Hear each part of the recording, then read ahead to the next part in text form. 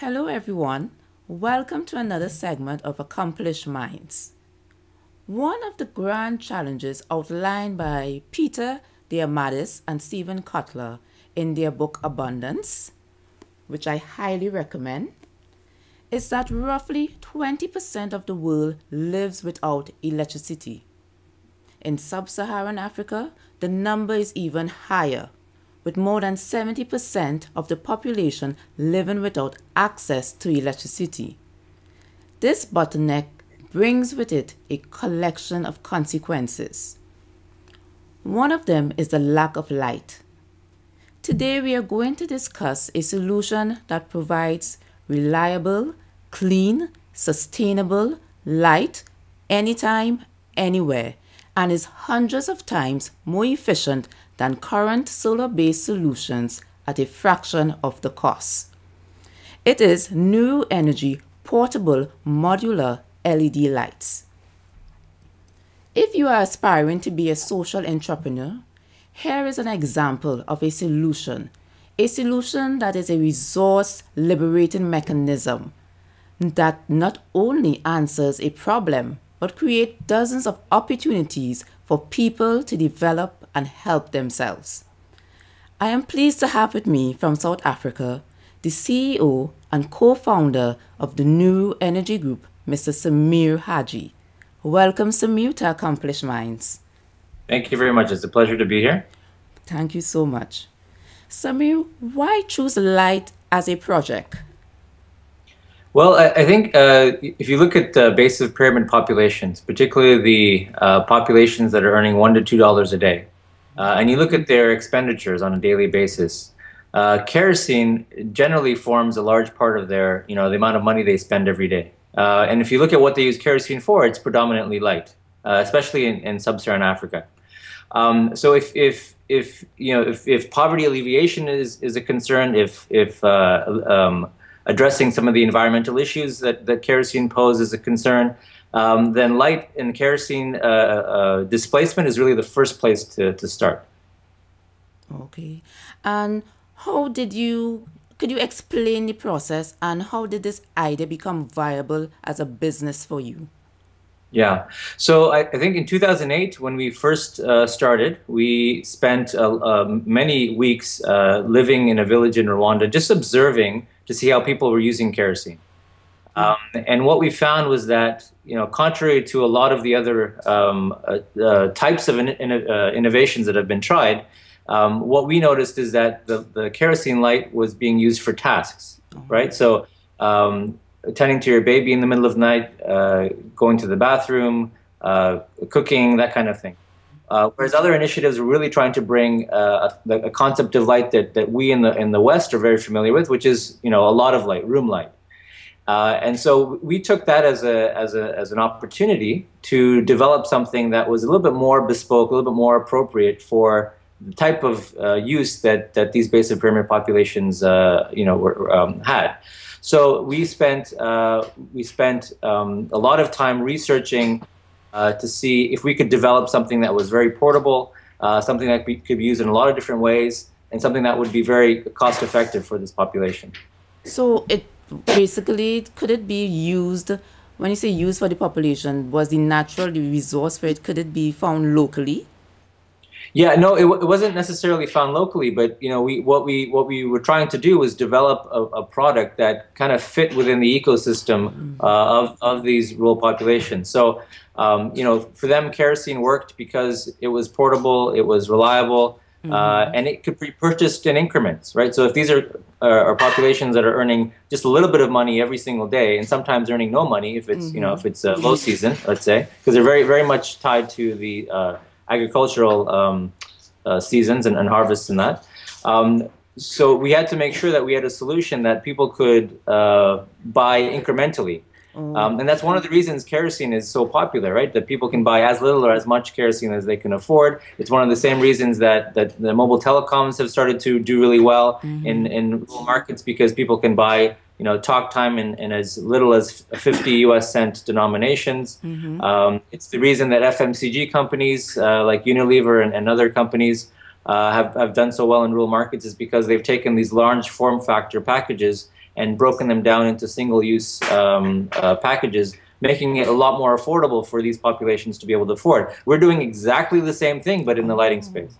So therefore, what are the advantages of your system, the Nuru system, say, compared to another solar product? Sure. So there are a couple of different types of solar solutions. One is just a solar lamp. And the solar lamps are, by the time they get to the end consumer, you have to envision that these consumers are very deep and very remote and difficult to reach. And so when you try and get a product to them, there are typically multiple layers of distribution, multiple middlemen, let's say, each one with their own markup. So by the time you get a $6, $7, $8 solar product, which is probably one of the most inexpensive solar products in the market, by the time you get it to that rural consumer, it's $12 to $20 instead. So and again, if you're talking about the $1 to $2 a day basic per income population, that's a very unaffordable price. So in our case, what we're suggesting is that instead of having people pay for the recharge portion of the product, which is generally the most expensive portion, why not separate the actual application from the generation of the energy? So it's more of our approach is more of a collaborative consumption approach, where we have focused all of the energy creation into the hands of one person, our village level entrepreneur, and then he or she is actually providing energy services to the surrounding population. So the end consumer only has to buy a very small portable LED light with a small rechargeable battery. They don't have to buy the whole unit. That collaborative consumption approach has been tried and has succeeded in a lot of developed country markets. You're talking about Netflix, for example, with DVDs and video, where people don't actually own the product. They use the service of watching video online. And Zipcar, for example, which is one where you can, there's a car that's not owned by anybody, but people can use it as they need it. This is exactly the same kind of idea. And therefore, you are creating jobs for the community, for the local community. Exactly. So the entrepreneur that we set up with the Power Cycle, he or she is essentially creating, or he's set up in a recharging business. So what happens now in these environments is that people buy kerosene, and they go to their local kerosene reseller. They buy a bit of kerosene. That kerosene reseller then goes to the guy in the gas station in town. He buys it from them. That gas station in town gets the kerosene from the city. But what happens is you see the money just flow out of these communities. It's only going in one direction, which is out and into the hands of the oil and gas companies. What we're suggesting here is that if the energy creation is happening in the village, and it's being done by a local community member, and people are then paying him or her for that service, then that money stays within the community and gets circulated. That's really good and very beneficial. You are an INSEAD graduate, one of the world leading business schools. I imagine that had helped you tremendously.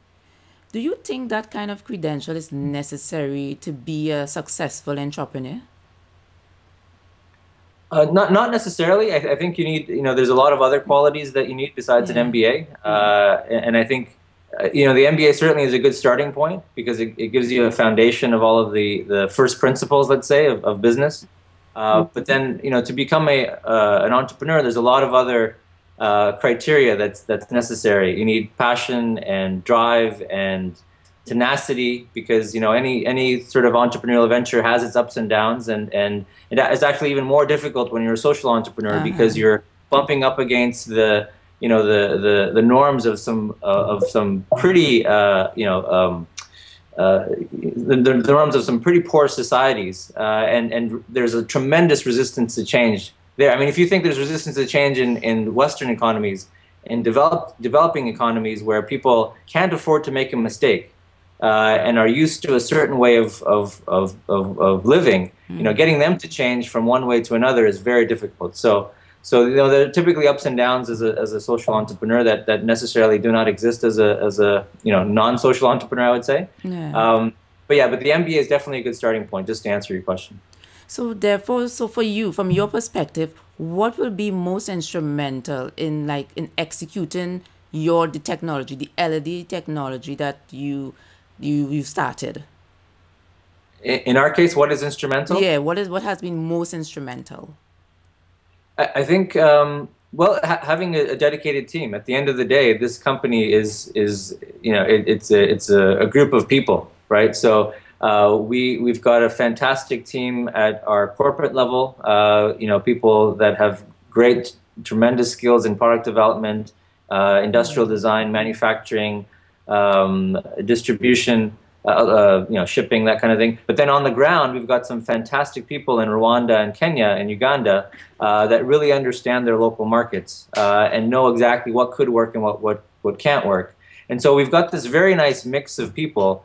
On one hand, we've got people on the ground that are telling us, exactly what the customer wants and would be willing to adopt. Yeah. And on the other hand, we've got a great team of people that's able to produce them.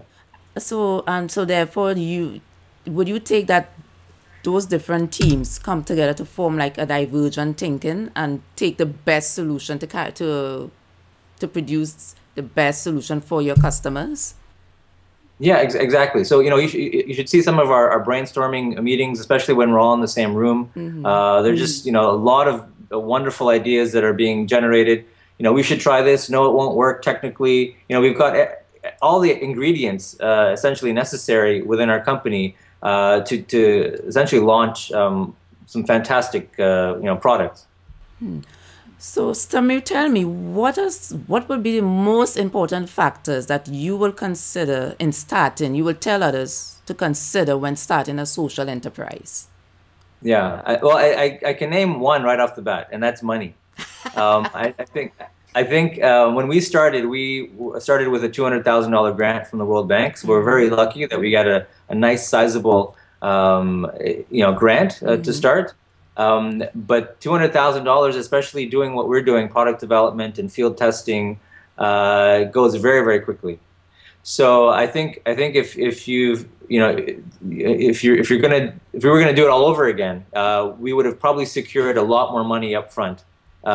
Before we got started. Now, having said that, we then raised a lot more money once we had exhausted the 200,000.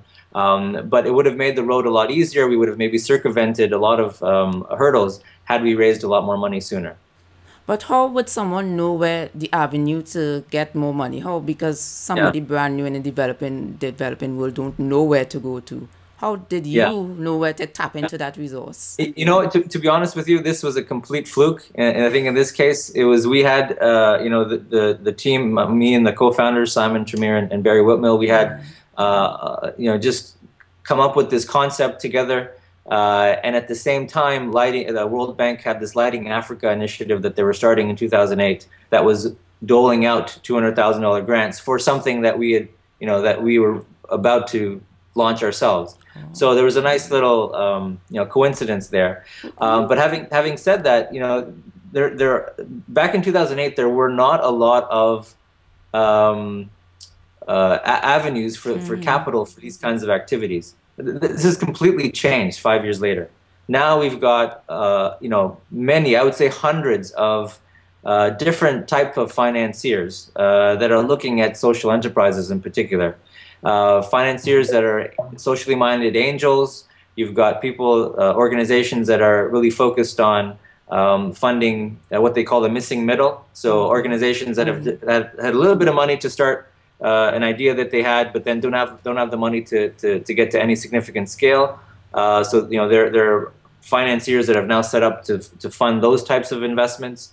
And then certainly you've got the other typical social investors that you've heard of, Acumen Fund and Grassroots Business Fund, who are there to support larger, more established social enterprises. So and now as we're growing, we're raising money again, and we're finding, and that's why I know that this is happening. We're finding that the field of investors is just much bigger than it used to be. Well, that is wonderful news. So what are some of the biggest mistakes social entrepreneurs tend to make? One thing I would maybe suggest here is that you really have to understand the if it's a product or service that you're offering to a consumer, which generally social entrepreneurs are offering, you really need to understand that end consumer, right? So the thing that I see most, which is a bit of a pet peeve of mine, and I'm also an example of it, is that you have expats, people that are not African. My family is from Africa. Two generations are from East Africa, but I was not born in Africa, and I didn't grow up in Africa, although I live here now. But what you have is that you have a lot of expats that are coming from other Western economies with their ideas, and in some cases trying to impose those ideas onto these populations. And I really believe that for solutions that are going to be long-lasting, solutions that are going to dramatically change these societies, they have to come from the grassroots up. They have to come from people that are from those environments. So I think what I would suggest to any social entrepreneur, a mistake they can avoid is to not involve the local population in any significant way from the beginning. From the beginning.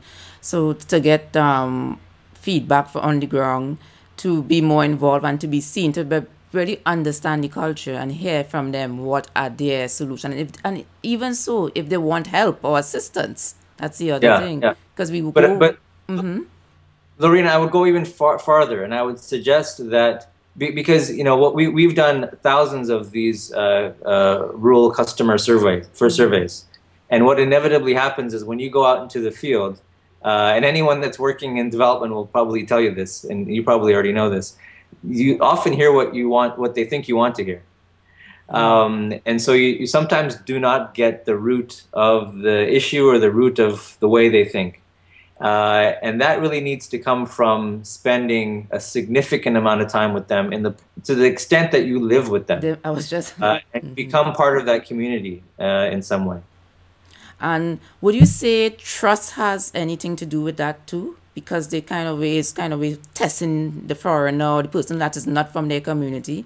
Let's say, Yeah, and I think it's also, maybe there's some historical, especially in East Africa, there's some historical kind of perceptions about, there's a foreigner coming in and I've got to be on my best behavior and I have to, say the right thing. And so there's some of that. So, Sami, what is your vision going forward for Nuru Energy?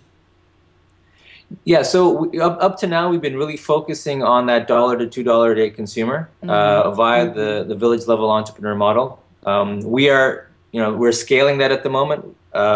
We had 70 entrepreneurs last year in April 2012. That's when we started our scale up. We're now at over 1,000 entrepreneurs.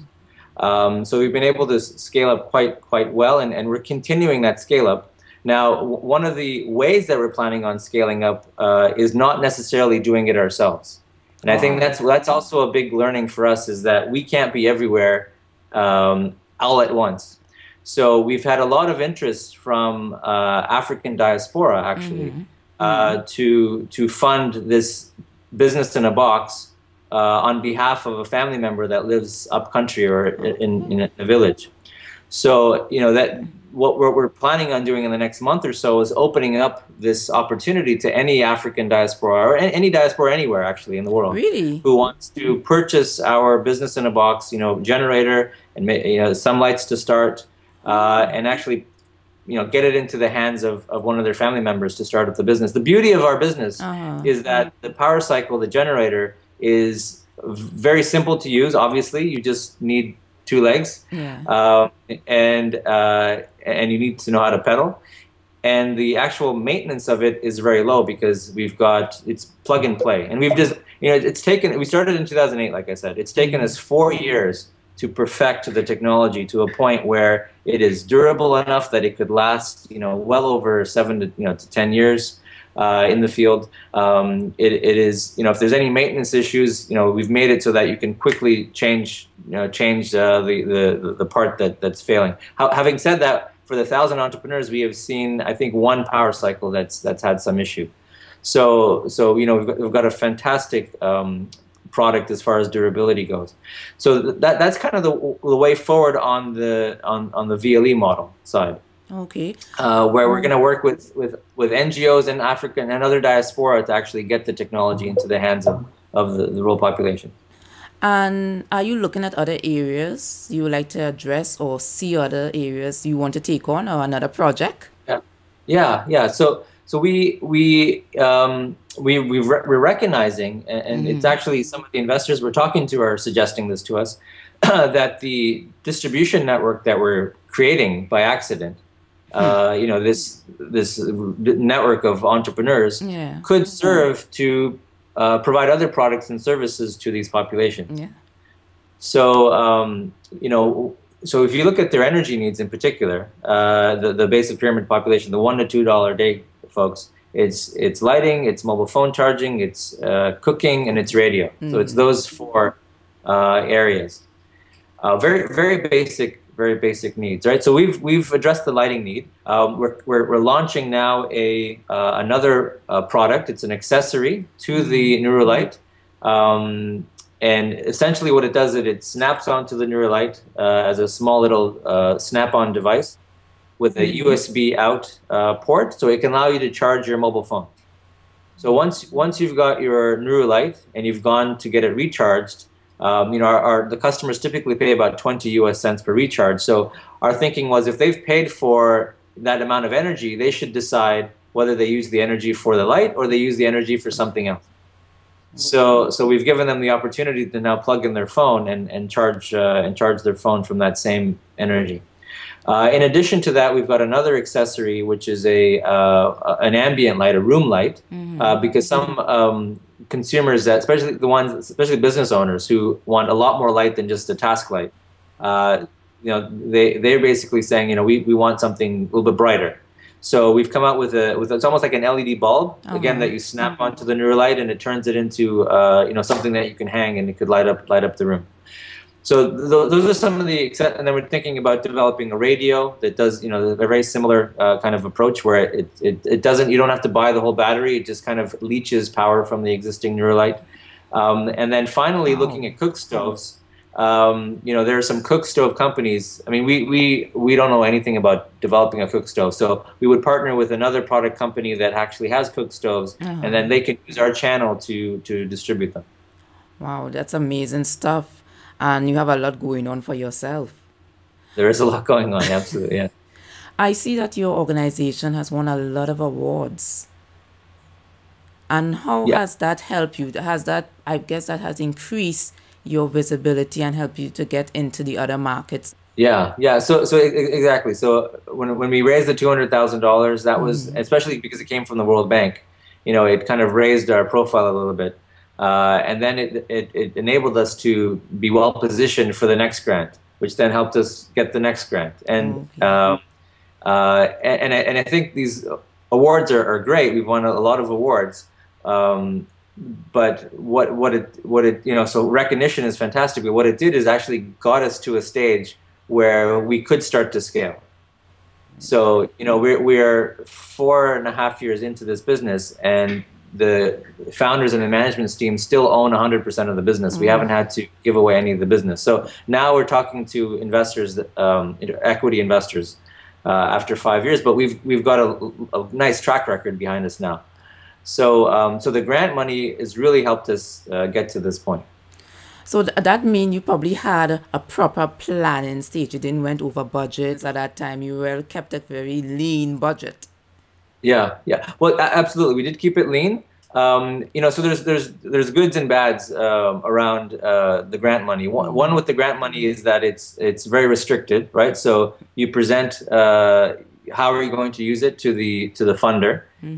They take sometimes a very long time to come back to you and say, okay, here's here's the amount of money that we're going to give you. But in some cases, we've noticed that while they're deliberating, our focus is slightly shifted from the project that we originally proposed.